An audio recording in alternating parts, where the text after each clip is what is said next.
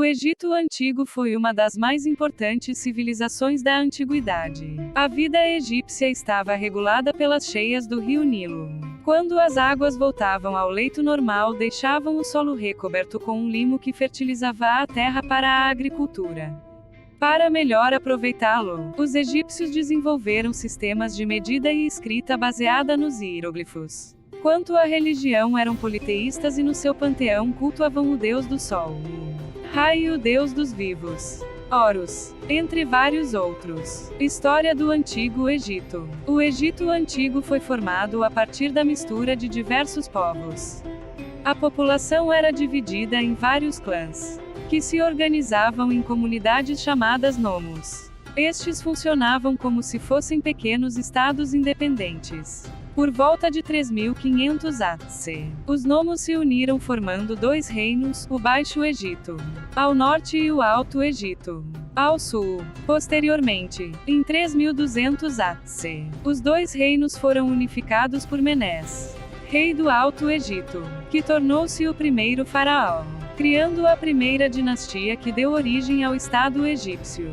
Começava um longo período de esplendor da civilização egípcia, também conhecida como a Era dos Grandes Faraós. Sociedade egípcia. A antiga sociedade egípcia estava dividida de maneira rígida e nela praticamente não havia mobilidade social. No topo da sociedade encontrava-se o faraó e sua imensidão de parentes. O faraó era venerado como um verdadeiro deus, pois era considerado como o intermediário entre os seres humanos e as demais divindades. Por isso, era uma monarquia teocrática, ou seja, um governo baseado nas ideias religiosas. Abaixo do faraó e de sua família vinham as camadas privilegiadas como sacerdotes, nobres e funcionários. Na base da pirâmide social egípcia estavam os não privilegiados, que eram artesãos, camponeses, escravos e soldados. Os sacerdotes formavam, junto com os nobres, a corte real. Tanto a nobreza como o sacerdócio eram hereditários, compondo a elite militar e latifundiária. Os escribas estavam a serviço do Estado para planejar, fiscalizar e controlar a economia. Por isso, sabiam ler e escrever e eram eles que anotavam os feitos do faraó durante o seu reinado. Estes textos seriam colocados nos seus túmulos quando morressem. Já o exército era constituído por jovens que eram convocados em tempo de guerra e soldados mercenários estrangeiros contratados pelo Estado. Por sua parte, os artesãos eram trabalhadores assalariados que exerciam diferentes ofícios como cortadores de pedra, carpinteiros, joalheiros, etc. Os camponeses formavam a maior parte da população. Trabalhavam na agricultura, na criação de animais e deviam pagar altos impostos. Na sociedade egípcia, as mulheres tinham uma posição de prestígio. Podiam exercer qualquer função política, econômica ou social em igualdade com os homens de sua categoria social. Isto significava, inclusive, que poderiam ser faraós, como foi o caso de Cleópatra. Civilização egípcia. A civilização egípcia foi extremamente sofisticada e suas marcas estão entre nós até a atualidade. Os egípcios, como todos os povos da antiguidade, eram ótimos astrônomos e, observando a trajetória do Sol, dividiram o calendário em 365 dias e um dia em 24 horas, que é usado até hoje pela maioria dos povos ocidentais. Na medicina, os egípcios escreveram vários tratados sobre remédios para a cura das doenças, cirurgias e descrição do funcionamento dos órgãos. Também existiam os médicos especialistas e seus ajudantes, equivalentes aos atuais enfermeiros. Na escrita, a sociedade egípcia desenvolveu a escrita pelos hieróglifos. Estes eram figuras de animais, partes do corpo ou objetos do cotidiano que era utilizado para registrar a história, os textos religiosos, a economia do reino, etc. Cultura egípcia. A principal arte desenvolvida no Egito Antigo foi a arquitetura.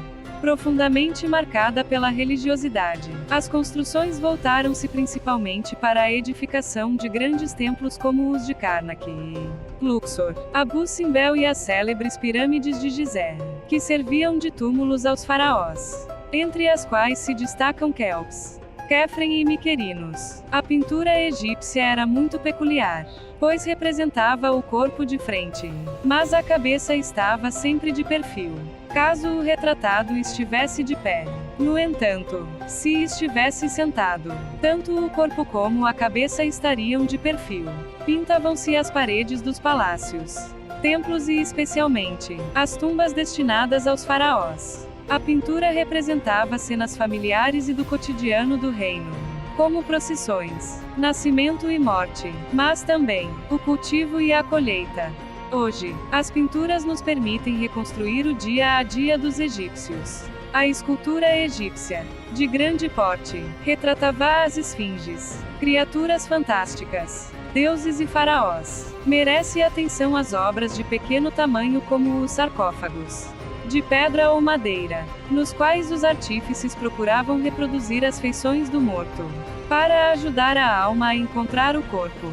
Alguns, inclusive, chegavam a incrustar pupilas de cristal nos olhos. Veja também, arte egípcia. Economia egípcia. O rio Nilo era responsável por mover a economia, pois após as cheias, quando a terra estava fértil, plantavam-se trigo, cevada, frutas, legumes, linho, papiro e algodão. De igual maneira, o Nilo servia para a pesca e garantia a unidade política ao Antigo Egito, porque era uma via utilizada para comunicar os dois pontos do território. Para melhor aproveitar o rendimento do terreno, os egípcios desenvolveram sistemas de medida e contagem. Afinal, os impostos eram pagos conforme o tamanho da área cultivada e era preciso anotar com exatidão as quantidades cobradas. A terra pertencia ao faraó e os camponeses eram obrigados a dar parte de seus produtos para o Estado em troca do direito de cultivar o solo. No entanto, a construção de diques, reservatórios e canais de irrigação era tarefa do Estado, que empregava tanto mão de obra livre quanto escrava para fazê-lo.